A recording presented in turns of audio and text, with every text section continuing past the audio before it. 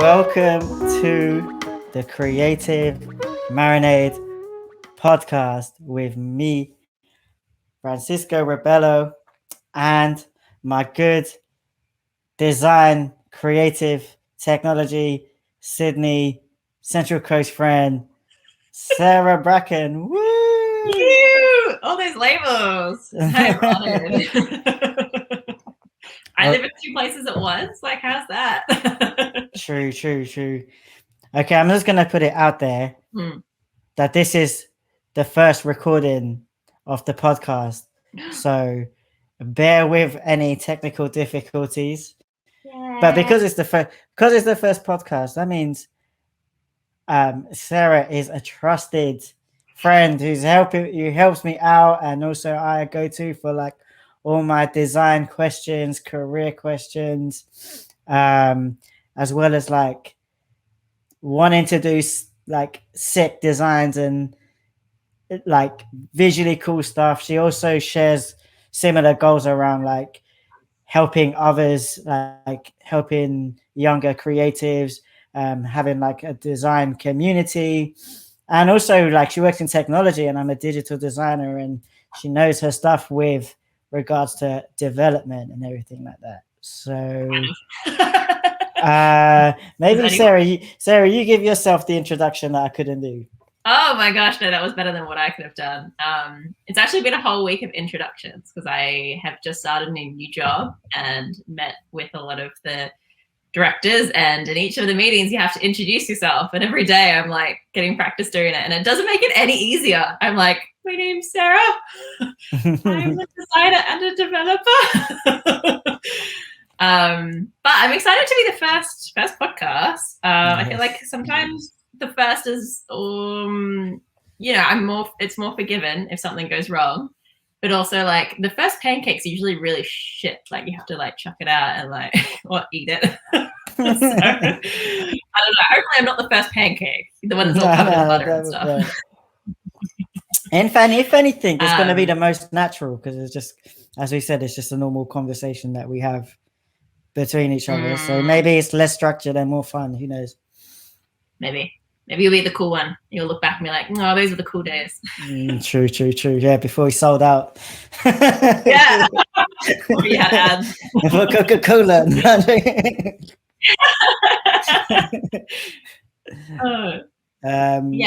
Introduce myself. Okay, so I studied as a designer. So formally trained as a designer, but I also took electives in development, so web development. I also grew up around a lot of development. Like my dad had an IT company in New Zealand.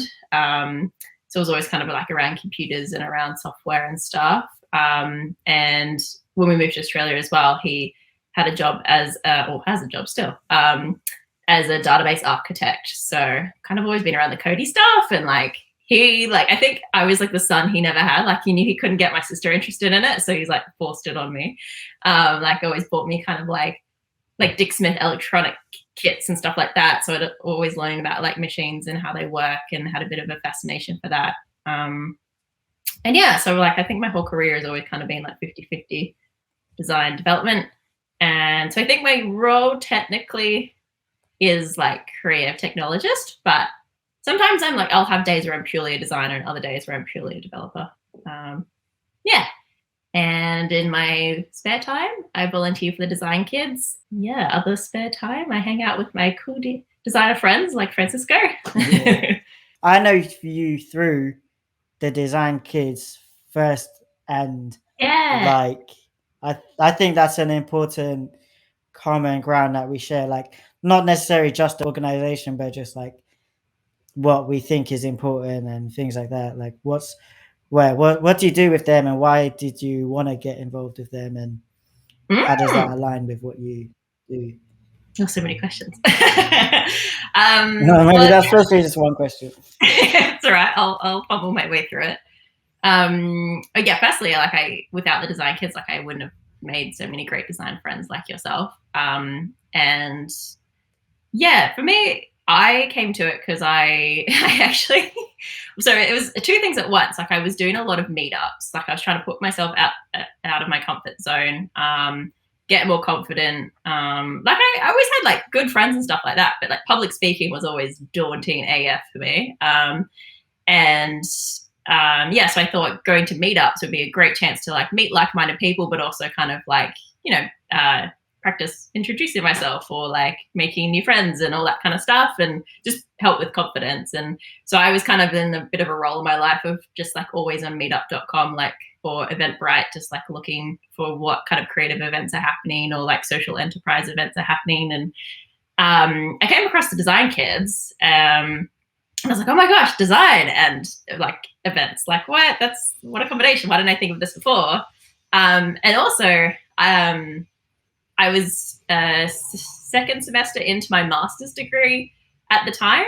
And it was when I came across the Design Kids that I realized I had actually started my master's. It was just to get that creative connection with designers again. It wasn't actually because there's anything I felt like I wanted to learn more. I was like, I felt like, in my gut that I was like, I need to go back to uni. Like there's something I'm missing from it, blah, blah, blah. Like I just want to go back. And I thought it was a big part of it was to be at the cusp of like learning what's new in design and that feeling like I was there again. But I think most of it was the fact that I just missed those like creative conversations. And being an in-house designer, like I was often the only creative. And so I was definitely missing that. Oh, yeah. And so I saw that they had an ad up to ask for help in Sydney. And I had no idea what that meant. It just said like, if you've been in the industry as a designer for 5 years and you want to help, please send a message to Bo. So I did. And I just thought like he wanted me to shoot people emails or like, I don't know, bring pens along to meetups or something. I don't know what it involved. And so I just like said like I'm here to help however you want me to help. And so just jumped right in. And that was 2017, 2018 maybe. So a few years ago.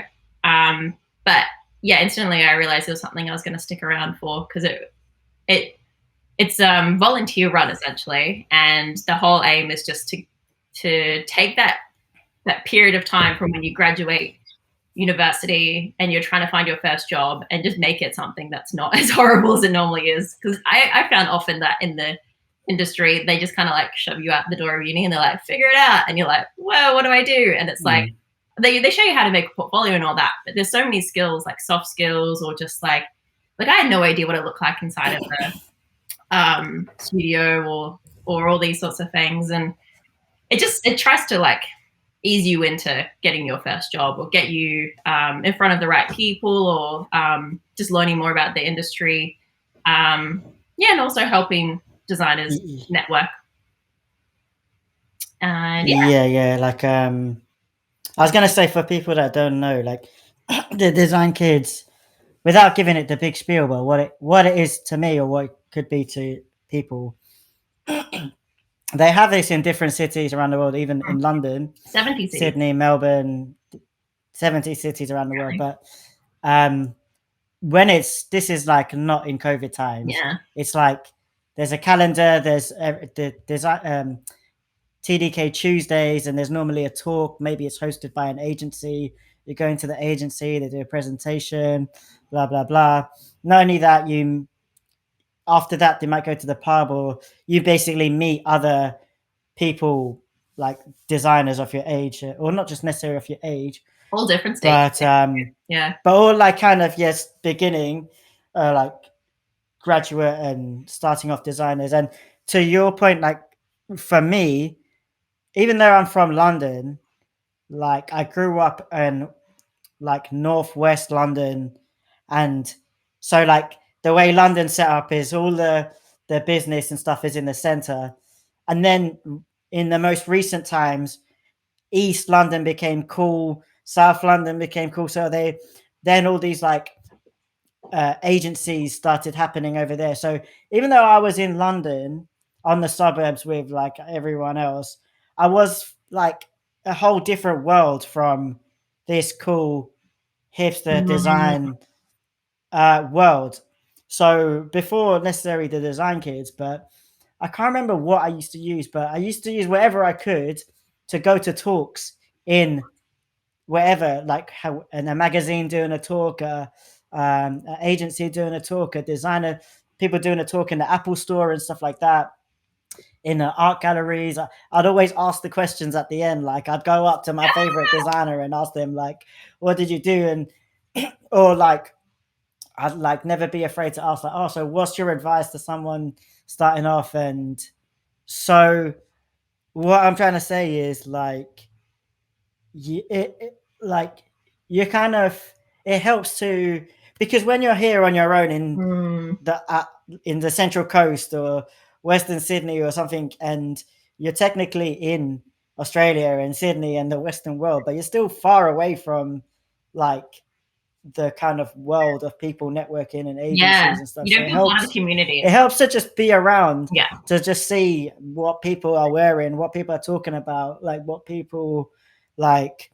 This person left that company. Oh, that company thought was really good isn't actually that good, or Yeah. like just rather than being so distant and all you're doing is emailing companies and like not getting replies because it's just a whole digital experience. Like get yourself out there, meet other people and things like that. And like the Design Kids is one organization that sets it up for you like that, which is like one thing. Let's talk about volunteering, like as a thing of like doing stuff, oh, like outside of work. How do you cope with? I remember I did the talk with you and the Design Kids last year, and I wanted to cancel it because I was like, no, this thing's gonna go wrong. Oh, It I'm was not supposed amazing to do too. this, blah blah blah. Yeah. And I was like, I was like, yeah, let's just do it next month, blah blah blah. You were like, you're feeling anxious. You're like, that anxious feeling I have every week or something like that. I was like, okay, how do you said to me that anxious feeling you've had every week for the last 2 years or something like that. And then I was like, okay, this is doable then. Like it's just a normal. Yeah. I'm You okay don't to have want this feeling, but Yeah. like you can. That's not a reason to like necessarily pull the plug on my idea. So Yeah. how do you cope with that anxiousness of like you have this bigger like thing in your life, like bigger mission and stuff, but how do you also manage it in your like life and Do I like manage it? things like that? I think sometimes I come across like I'm all over the place, and that's what I'm not managing it. Like if someone messages me and then like I'll reply like 2 days later, I'm like, like life is crazy. Like it's not. I'm not. You know, I don't have it all together all the time. Sometimes it's a lot calmer, and other times when everything is happening at once, like we're organizing a Design Kids event, and I've got like 2 Sea Shepherd events that week or something crazy. Like, and plus work is busy, plus social things, or someone like a friend really needs me. Like those times are like busy, but whenever I feel that anxiety around an event, it's because I know that I care about it that much. Like, and I'm excited that I'm participating in something that I care about enough that I'm worried that it's going to go wrong. You know, like if I didn't care about it, then it's like, well, why would I waste my time doing it? Yeah, and yeah, I think you've got to like, you can feel that fear and do it anyway. You know, like just because you're feeling it doesn't always mean that it's an indication that you need to move away from it. Yeah, definitely. Like, I'm still learning balance, so I'm not the right person to answer that. I think I couldn't see my life being different though, like not filled with those things. Like I think what would I do otherwise? Like I would just watch Netflix and like, which is great, but like I'd probably watch too much of it and just turn my brain to mush. Yeah. I got a question that's come up to me. Like, how do you? Well, I kind of know. Okay, right. Well, like, there's your work, Yes. and then there's volunteering, which is quite your vocation, things you're really passionate about. But your work often, like, you also use your values system to kind of decide on your actual your design jobs and technology jobs and stuff like that. Maybe I don't know if it's with regards to past jobs, freelance jobs, or current jobs. Like, how does your that sort of beliefs and values help you decide on what work you're doing, or even how does it affect your work? Like sometimes, like you told me, like, or like when you have disagreements and stuff, like yeah, how do, because you are at core, you have all these values and things, but they don't leave you when you in your professional like 9 to 5 jobs. How does that, how do those things line up? It's tricky because like I definitely feel sometimes like, you know, not everyone gets the opportunity to marry up these core values or these ethics with their vocation and their day job. And so every time it kind of like stirs up in me that I need that to fix something, or like something's not sitting right, like in my career, that I'm always like, oh, like, you know, there's plenty of jobs where you're not doing, like, you're doing it to get paid, like to pay your rent. Like, you know, maybe you shouldn't worry so much about making sure that it's fulfilling you, like in your, and like from a value sense. But yeah, sometimes I just can't ignore it. Like I can't ignore the feeling of I think it's like integrity, right? Like for me, that's probably one of my highest values, is like saying that I care about something, and then with my actions showing that I care about it. And as soon as that gets out of alignment, like I feel like other areas of my life doesn't feel aligned, and so I have to like I start like feeling sick, like I just, all these things start falling apart, and so I have to go back to like making sure that like, am I in like the career like place that is going to get me to having that value meeting my job type thing. Like, but there's also, I think there's definitely periods of time where you're in a job and it's not completely aligned with your values. Like it's not against it, but it's not fulfilling you. But it's definitely like a learning period. Like I think there's like these stretches of this learning period time where you're upskilling, and then you can take that into the next stage, which is when you're giving back. So you're using those skills to give back to the thing that you're passionate about. You know, I think there's a balance of that. Like if it was always, like I've not found in my career that it's been consistently me giving back to the things that I care about the whole way through. But yeah, I like to kind of use it as a bit of a guiding path. It's tricky. What do you think? I think I'm gonna put you on the spot with a question. I just thought of like, do you have like, do you think you have like one like principle that you most like guide you to say like, oh, this is worth doing, or this is good, or like if they didn't meet this principle, you'd be like, oh, I wouldn't want to go down that route. Oh, I guess like, well, there's heaps.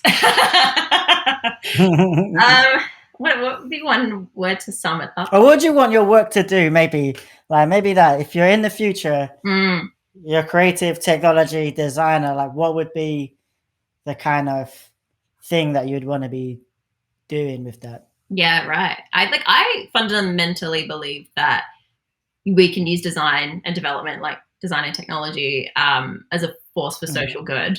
But there's a lot of areas in like social change that like I'm passionate about, like refugees, like just basic human rights. Some people don't even get that. Animal rights. Well, mostly in that umbrella, factory farming is like my passion point. I just don't understand it. It's disgusting. Yeah, but like, I don't know, even just as a tool for education, like helping people to like elevate themselves out of even just a dark place, maybe not necessarily like poor mental health, but just not feeling the best. Like I feel like design and technology has that potential, and I'd rather be on the side of it bringing people up rather than the side of it which I've had experience in my career, which is where like we can use design and essentially like an advertising way, like to manipulate people to doing things that and it's not good for them, but it brings us money as a company. Like for me, that's always where I feel like I'm on the wrong side. Oh yeah, I feel like sometimes people think like design is like a useless thing that that's just like an extra thing, but It's not. it's actually like It's communication. it's more subtle. It's like the reason why you spend more money to buy a MacBook than another thing, or to buy the Nike trainers as opposed to the other ones. Like, it's because the design, the marketing, all the creative has planted all the seeds to make you think, to make that decision. And Yeah, so it's communicating. Like, so it's you go. Sorry.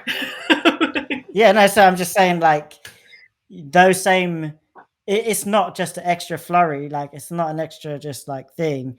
Those core things can be put towards other messages that you might want to put out there in the world, and they can go through. And it's not like it's not like the sugar sprinkles on the top of the cake. It's like it is the cake. It's like the core thing that we like. It's more subtle than we know, and I think that when we harness that, like, we communicate to people without them really knowing. Definitely. I don't know. No, I feel Sorry, like I just waffled. no, You say what you're saying. I can continue waffling in that direction because I love the I mean, because you can treat it like it's just the sprinkles.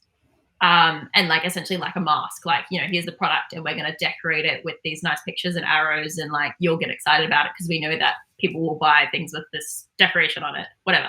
You can think of it like that sense, but people, I just think people don't recognize that the audience is smart enough and intuitive enough to pick up that that's inauthentic. And but also in the same thing, like, aside from the fact that it's an inauthentic approach, it's also like you're missing an opportunity to communicate the real values behind the company, or behind the product, whatever, which might actually excite like a group of people and reach an audience and make them like loyal to whatever it is that you as a company value. I think like it's an opportunity to communicate at a way that goes beyond just the written word, and I think therefore is more accessible to like everyone, like whether or not you can, like, you're literate or you know English well or whatever. Like, it's in the same way that art, like, it transcends, or ideally good art transcends like all levels of society and like all demographics. Like, everyone can appreciate it and feel it. Like, I think design is that, but it has an intent to communicate something about the brand. We went deep just then. Some people are thinking. I think what really bugs me is I get asked just to copy, like, as a designer, like I get asked, oh, let's just make it look like this company. And I'm like, okay, yes, but why are we communicating what that company is communicating? Like, is it coming, like, do we agree with their values, or do we just like the way it looks? Like, I feel like as soon as you're copying someone else, you're not sure of your own values, right? Like, because if you were confident in who you were as a brand, as a person, whatever, you would know what to communicate about yourself. Whereas as soon as you're not, then you start looking at other things for inspiration. So it's always a yeah, exactly. That's because they think it's like just about how it looks, not about the cool. Anyway, I wanted to go to you being a developer and like creative technology, maybe even with like, I feel like the point of me doing this podcast is to introduce different young people or whoever's watching to like the different ideas of what different people do professionally. For example, like, maybe I don't know if it's a stereotype, but like, I know there's things about like girls who code and things like that. Like, maybe there's not enough like female developers and things like that. And also, like, with me, when I think of development, I think of it being something that I can't do. Like, oh, there's creatives here, there's me thinking about colors, and then when I look at code, it's like it feels very intimidating. But then there's also lots of like developers that are like fairly binary and like stuff like that. But working in my company S1T2 and working with previous like creative developers like yourself, it's like it's just a different way of being creative and It is. different. And it's like, it's not the truth that is creatives here and developments here. It's just you're being creative. I can't get my head around it, but like you can. So maybe like you've spoken to me before about like how the development side is a different part of your brain that Yes. sometimes allows you to take a break from being a designer and stuff. So yeah, maybe talk about you being a developer and technologist and engineer. Yeah, I feel like, so for me, development has always been like it even started with like school, right? Like I loved maths and physics, like they were my subjects up until year 12. But I also loved like textiles and art and like society and culture. Like, so it was like very much like I loved ones that are about, you learn the rules, like the principles, or like first principles as they call it, and then you apply that like to the science. But then like the art stuff is like there are no rules, and as soon as you start following the rules, you're like buggering it up, like you want to push out of the rules. So like, and I was always drawn to both of those, to the point where like I had teachers, like my physics teacher was like, he's like, oh, are you sure you should, like, he's like, you're getting good marks, but are you sure you should be doing this, because your other classes, like you're the only one in here who does art, kind of thing. Like it was just kind of like they could see that it was a mismatch, like they're like, maybe you should stick to one kind of grouping of classes. But for me, it always like, it felt like it was satisfying both parts of how my brain worked. And I think the more I think about it as well, like the more I realize that like, I think my brain just likes like systems, like it likes figuring out how things work in terms of like, not just for like the individual parts of what makes it up, but how the parts interact. And for me, that I can see that in coding. So that coding, it doesn't work unless you figure out how this bit talks to this bit. And how like this component can connect to this component. Like it's all about like a systems thinking approach. And my approach to design, which is definitely not necessarily the only way or the best way, it's just the way that I've learned to do it, is like I really enjoy finding like the core concept and like making every part kind of relate to that and talk to it and tell the same story. So I feel like I've kind of pulled them, try to bring them together in my brain.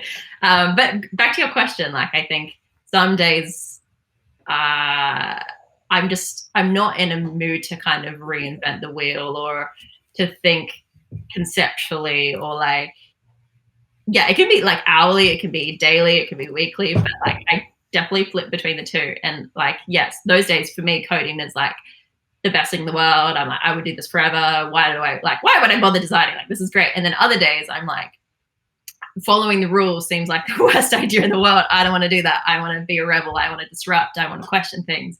And on those days I love creating. So like, I've always found it like such a satisfying career choice to pick doing design and development, because like at all points I'm feeling satisfied. As long as I'm in the opportunity where I kind of get to pick what to do with my day. Obviously not every career, like you might just get fed the task in the morning. But yeah, most of the time I've been pretty lucky that I get to choose how my day turns out. Which comes down to like good bosses. How do you think trusting bosses? Yeah, I was gonna say, like, actually I'm kind of curious to hear more about, like, so you're based in the Central Coast, which is what, 3 hours north of Sydney? 2? Yeah. 2, sorry, okay. But like, I guess you got this like mixed skill set of design and creative tech and like technology, but you've also, like, you worked in a magazine before, you've worked kind of outside of Sydney and the Central Coast. And how have you kind of managed your career path if you graduated from design? But you do design, you do technology, you've worked in print, and I think interior design, you were telling me before. Like, tell us a little bit about that journey, and including the freelance and stuff you're doing today. Well, yeah, it sounds like I've done a lot, but I've always done the same thing in each of those roles. I graduated and I got my internship, which ended up being my first job as well, at a fintech startup, which was really cool. I knew nothing, and I still know very little about finance, but I did learn a little bit at the time. But just being around like a startup and the startup mentality, I think was the best thing. It's like I'm the kind of person I really value like all hands on deck mentality. Like just from a young age, I've always liked it when everyone gets in and helps and we're all doing it together. Like that's the kind of thing that I really get excited about. So for me, like startup world was like great for that. And yeah, it taught me a lot of good skills about, I mean, good or bad, depending on who you ask, but I always kind of learned to say yes to everything career-wise in that sense. Like if someone says, you're hired for this, like, yes, we hired you as the web developer / graphic designer, but can you do some marketing? And I'm like, oh yeah, like, what's that? Like, teach me. Like, and I was always saying yes. And so then I would always get trusted with more. And I think I wouldn't have grown in my career like I did if it wasn't for that kind of attitude. And that attitude was almost like forced on me because that's the only way that a startup survives is if everyone has that mentality. And then my next job was at an architecture practice. So again, just doing the websites and the graphic design.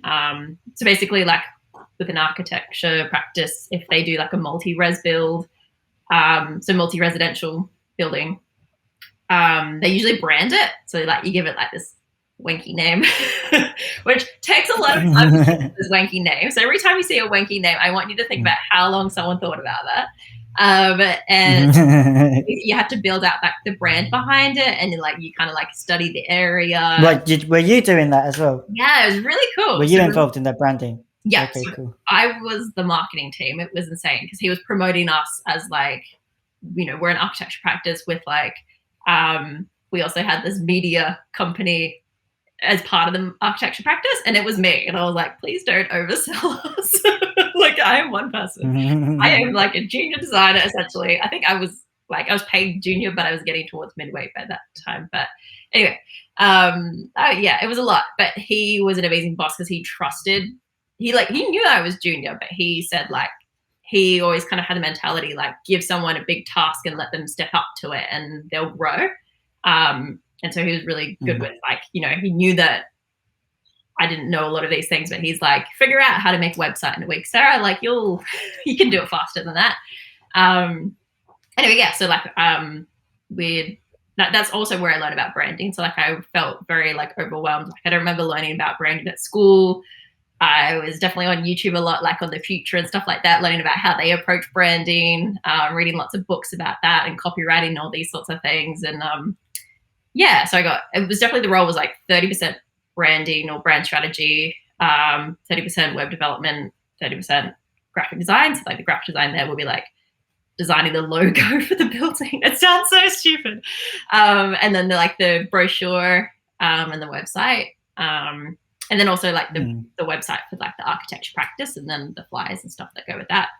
It was a really cool job, really cool boss. Like I loved it. It was a lot of hours and not great pay, but I don't know.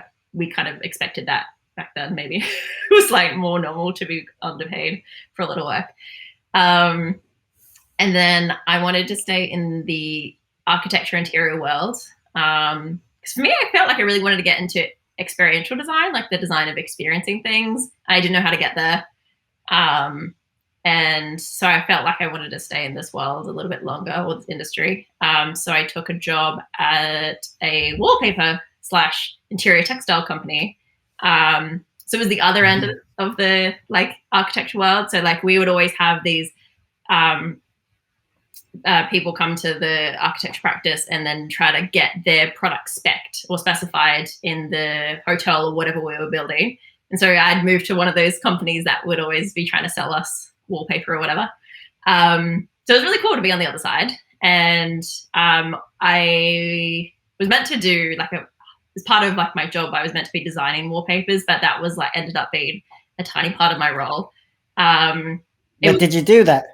I would love to do that. Hardly. Like it was like I thought that was going to be all of my role. I was like, oh, this is going to be great. Like it was that'd be my dream job. Yeah, it was so cool. Because most of the time, like, so there would have been for commercial buildings, like they were the only ones that could afford to have it be specifically designed. But they ended up just being like they would want a big picture of flowers or something like that. It wasn't anything like, I didn't get to design the pattern itself, which I love doing that at uni. Like I did a textiles and it's really tricky to try to figure out, again, system syncing, try to figure out how to make the pattern work when it repeats. Anyway. So yeah, I ended up doing most of like their marketing. So it was like building their websites. They had a residential website and a commercial, like a new commercial arm of the company that they needed a website and branding for. And then social media, which I had no idea how to do that. So I took myself through a few courses to figure out how to like understand algorithms on social media and stuff like that. But I'm still pretty average. Oh, really? Yeah, I have no idea how to make a Facebook ad. Like, I'm not qualified still, but I learned how to like not do the wrong things, at least, like not get yourself whitelisted by Instagram.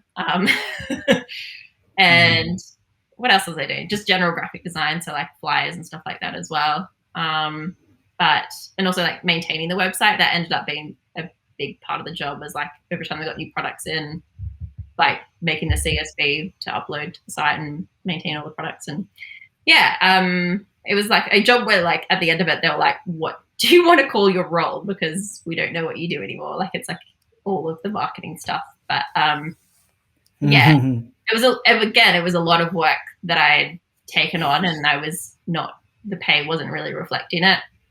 But I still. Well, for reference, for other people, would you say you're like midweight at this point? Yeah. Well, you're probably senior, really, in that company if you're doing everything. Yeah, well, I was essentially, what I learned later on was doing the role of marketing coordinator, or like a creative director. Okay. But I was like, I think I was on 60K there, and working ridiculous hours, like, start at 8, finish anywhere between 7, sometimes 11. Anyway, and I think I burnt myself out doing that as well. Is when I started to do TDK, so I was still learning how to do outside of work activities, balancing all of that. And then I was also like kind of looking inwards of like wanting to follow more into a career that aligned with my values. And my friend reached out with, he knew someone who was hiring at this magazine company, and they had vegan magazines, and who knew that I was vegan and I liked designing.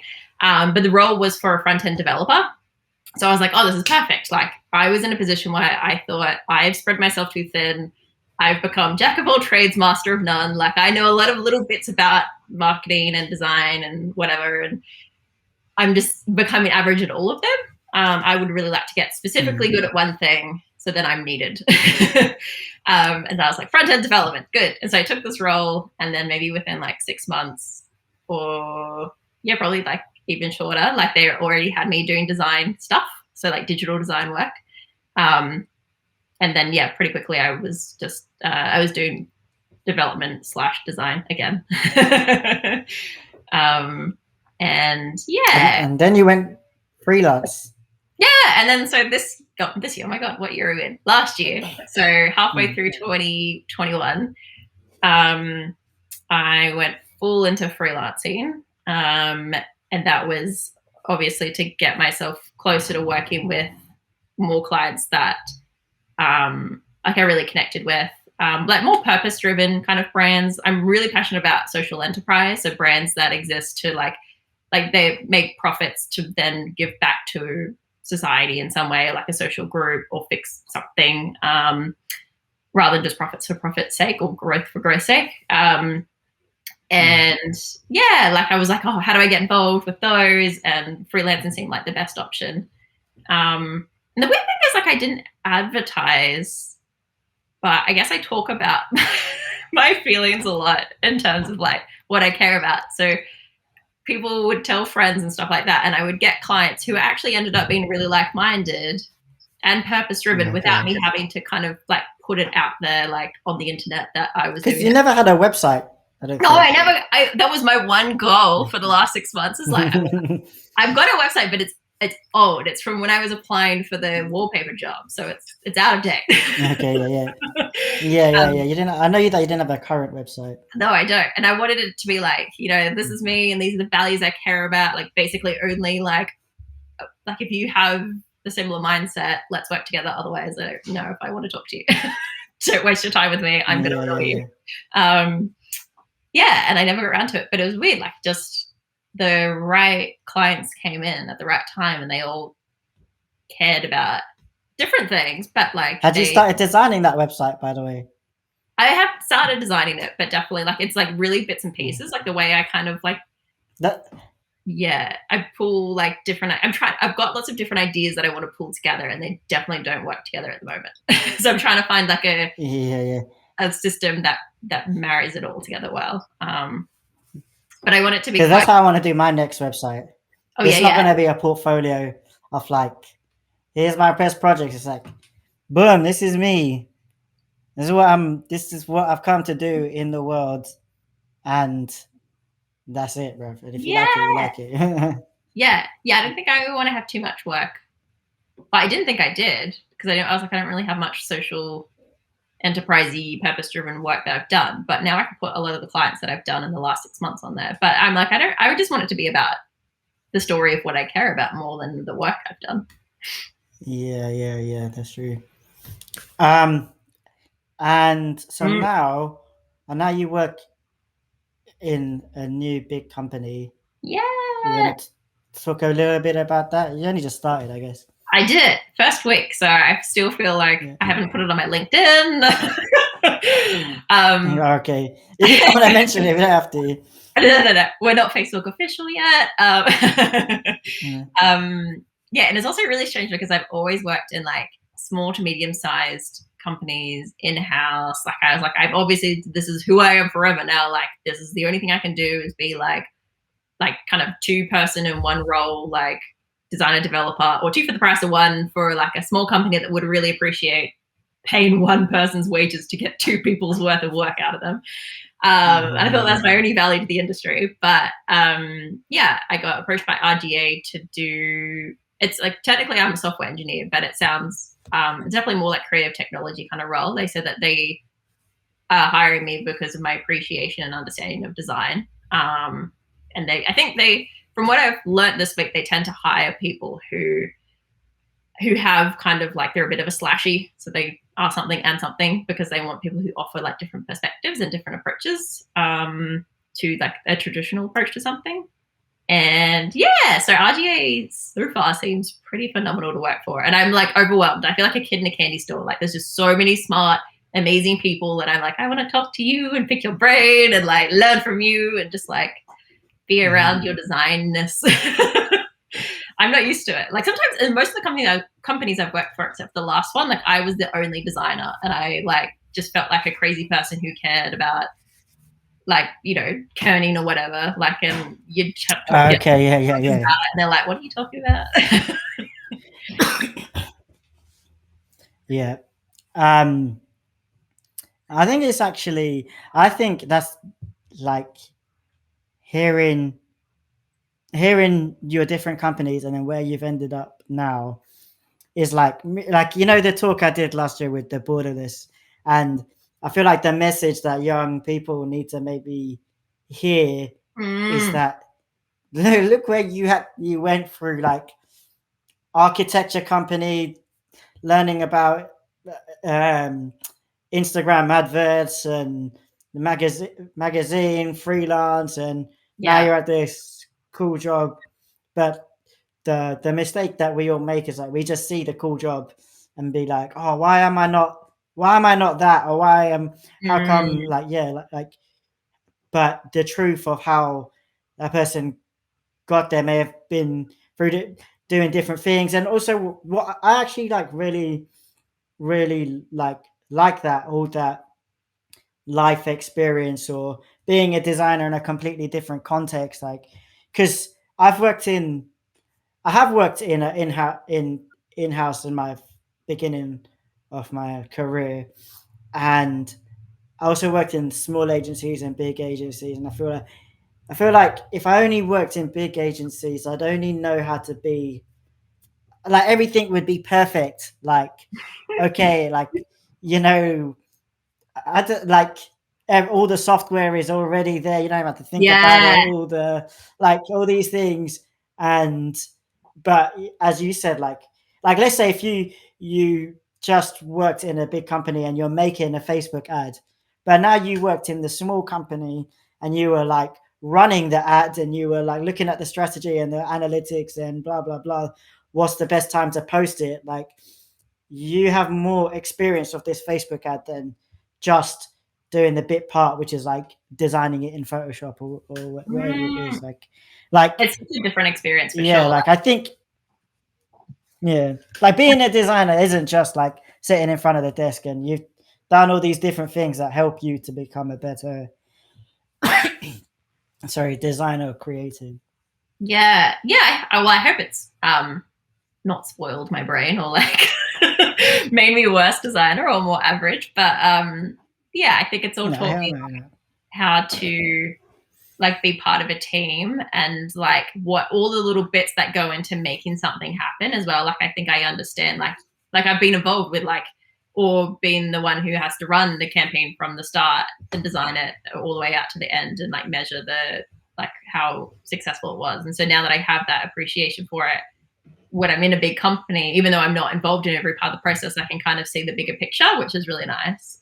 It's also amazing going from a small company where the budget is nothing and you have to like scrimp and save and find really clever ways of like doing things. Like we didn't have like photography budgets and stuff at most of the jobs I worked for. So it's either me having to do the photography, which is never a good idea, and or like kind of doing like mock-ups, like make something in Photoshop that looks like we took the photo. And so like now like I'm in a company with budgets, I'm like, what? Like we can actually do whatever? Like what? And also like I've worked in previous jobs where like I had to bring my own laptop and supply my own Adobe software. Like Yeah. Now when I'm in a company where that's given to me, like I'm really appreciative of it because I know that that's not always the case. So it's kind of getting a taste for both is I guess a good idea to see what suits you best. And learning to appreciate the good things about either side. Yeah. Do you think you would ever do in-house again? Pardon? Do you think you would ever do in-house again? Yeah, like you seem so agency minded. No, I definitely would. Like I don't really care in that sense. Like off like agency or not. Like I like the thing I like about agencies is like so many, like 1 year is filled with different projects and different brands and different challenges and like especially my agency, like there's like 1 minute you're rebranding a school, then you're making an app for children to learn internet stuff, then you're like the variety. Like I guess I always think about my portfolio and like I just want to be the sickest with the coolest like I just want that portfolio of like I can do everything. I can like I want to do like solve good problems and things like that. But like I think though, like I spoke to someone else about like they went in, like I would definitely go in-house. I'd be unhappy going in-house, but also agency wise with a thing that I didn't like, I didn't believe in.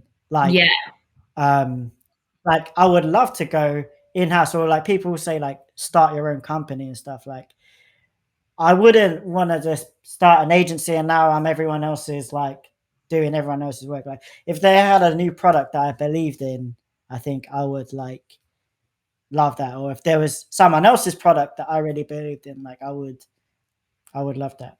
Yeah. But I'm gonna try and keep this to like 1 hour. So we've got 5 minutes left. Yeah. Well, when I feel this, I already asked you what you want to do, what you would like to do in the future, I guess, with social. So, all right. What out of all the things that you've done, even before working, like maybe childhood, studying, blah blah blah, what do you think? What was the biggest like lesson or guiding thing that guided you the most in your like future? In my future? Ooh. You mean for like my career, right? Yeah, yeah. So many things. Like I feel like we're products of like everything that happens to us. Like I'm not here because I'm necessarily like talented or like got like skills or whatever. Like I think it's just because of everything that's like led me to this place. Like I don't know. So there's a lot, but I feel like it's my parents. Like they were always like, you can do whatever you want as long as you do it with like all of your heart. Like they were like, you know, be a train driver. You really love being a train driver. Like we don't care what you do. Actually, as long as you do maths to the end of high school. And I think because they saw that I was like good about it and they didn't want me to drop it for the sake of it. But and also like no matter what you pick, just kind of put your all into it. And so yeah, that has like kind of led me to always like follow what like makes me excited. So like when I studied design, it was like not because like I felt like the smartest decision. Like I had an ATAR or UAI back then, what could have got me into a degree that would have paid more. But for me, like design was exciting. And I felt empowered to do that because the way my parents raised me. And then like whenever I changed jobs or felt unsettled in my current job and was kind of not sure why, it's like me, whatever I chose next, it didn't always make sense. And it like maybe wasn't the most financially smart decision, but I was following what made me excited and throwing my all into it. And ultimately, when I look back, it was the right decision to make. But at the time, I was like, what am I doing? Like everyone else is like really ahead of me or like doing fantastically by staying in the same job or following the same trajectory. And I'm just like, going, la, la, la, la, la. But yeah, for me, like that advice definitely like, I think, yeah, made me who I am and transformed my career into where it is now. Yeah. I'm glad you said that. Glad you. I don't know, like, yeah, I like that answer. Like, I'm glad you said that. I feel like even in our borderless talk last year, someone asked who's your inspiration to all the designers, and all but one said like their mom or their dad and stuff like that. You said your mom. yeah. Your dad. I can't remember the parents. Yeah. But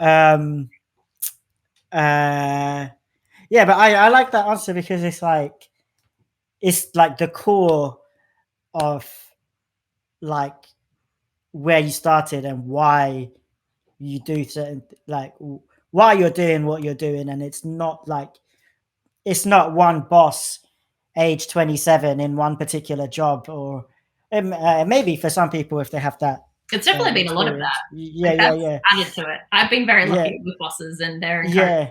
But yeah. But I think it's like more like who you are as a person. Like like some people, like one of my friends, like a mentor, she was like her values is always about adventure. She's like worked in different cities and countries around the world, and like she always like comes to that decision point about like, is this in my values and like adventure, and so makes her decision making. And I feel like mine are about like being like the most creatively fulfilling. I also come back to like childhood. Like, would 16-year-old Francisco think this is like a good idea? Like, would he be proud? And I'll be like, if he agrees, then that's gonna be good. Like, I feel like that moment when I looked in the like in the uni book, like about what to study, and like I saw that there's a thing called design, and people made the things that we use every day. I was like, okay, like that's actually cool. But yeah, I feel the same. Yeah, whenever I'm lost, it's like reflecting on like, is this like, for me, I think, I mean, obviously adventure is a major value, but like that connection and like that compassion, I think, like if it doesn't feel like it's speaking to that, then I'm like, this is a wrong move, you know? Yeah. Those those values definitely come out clear, like with you, from you, like from the outset, like just when you see what you're about and what you put your free time to, and actually me seeing firsthand how those, like what things entail, like to organize these events and be there for Zoom meetings and things after work and setting up venues and dealing with all the different things. And that's just in the design kits, not even in Sea Shepherd. So like, it doesn't feel like work when definitely, you love it, I feel like if you it must be for you because yeah. Yeah, but like it is, whether it feels like it or not, like you basically do put you have your values that are clear, like from what you say, but you do actually, like your time and your actions and like what you do does that too. So like I see that in you. I can never see you taking a job that isn't aligned to your values or being around people that don't either. So like, well, if that's I do, very you cool. should tell me off. You should be like, Sarah, pull yourself. What are you doing with that McDonald's chicken nugget? They're never going to be a sponsor now. What are you doing? No. All right, cool. Where's your cup of tea? Have you I finished? finished it. How good. I didn't even realize I drank it. When did I drink it? Yeah. Give me a timestamp. Mine is cold. Oh. What are you drinking? There. Sorry. I'm drinking. Actually, it's kind of like it's normal tea, but with slices of ginger because I'm sick right now, and a little bit of turmeric because that's what my mum says to put. It's kind of like a chai, but I just did it. I didn't really brew it. Like. Yeah. Right. Anyway, how do I end this? How do you end it? Basically, thank this you. Is the best ending now. I'm gonna just turn it off. Thank you. All right.